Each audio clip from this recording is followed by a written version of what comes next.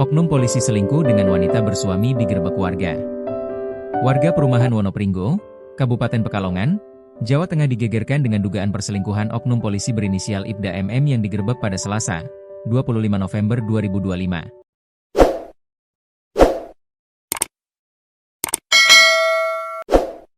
Ibda MM telah dipatsus di Mapolda Jateng selama 20 hari sejak Kamis, 27 November 2025. Patsus atau penempatan khusus merupakan salah satu bentuk hukuman disiplin bagi anggota Polri yang melanggar aturan atau kode etik. Kasus perselingkuhan oknum polisi juga terjadi di Lubuk Linggau, Sumatera Selatan dan Sukabumi, Jawa Barat.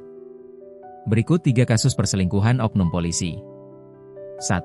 Oknum Polres Pekalongan Kota digerebek. Ibda MM digerebek di rumah warga saat berduaan dengan wanita yang berstatus telah menikah.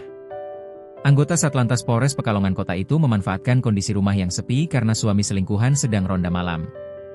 Kabid Humas Polda Jateng, Kombes Pol Artanto, menerangkan Ibda MM telah berkeluarga dan memiliki 2 anak. Selingkuhannya berinisial H sedangkan suami berinisial SP. SP curiga dengan mobil yang terparkir di ujung gang dekat rumahnya. SP juga menemukan sandal pria di depan rumah sehingga mengajak warga melakukan penggerebekan. Ibda MM tak dapat mengelak saat digerebek dan langsung diamankan.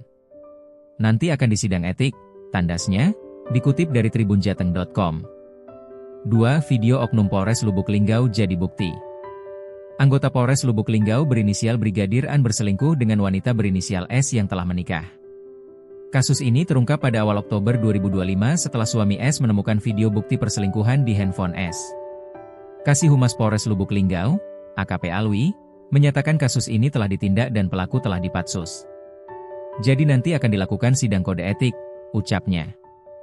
Brigadir An terancam sanksi pemberhentian dengan tidak hormat, PTDH. 3 polisi di Sukabumi selingkuh. Propam Polres Sukabumi Kota mengamankan anggota berinisial HM, 39, yang dilaporkan selingkuh dengan wanita bersuami.